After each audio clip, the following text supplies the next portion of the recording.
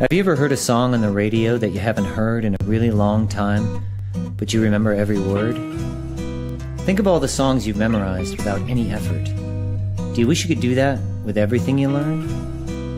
Well, if you're studying the English language, you can with GrammarTunes.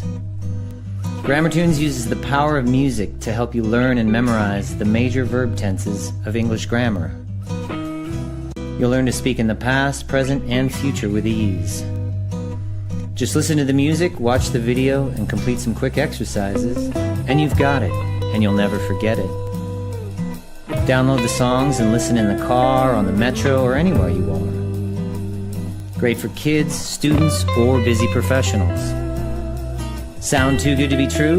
Go to GrammarTunes.com and give it a try for free.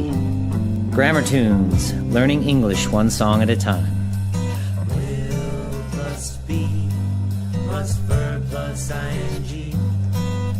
We use it to talk about durations in the future.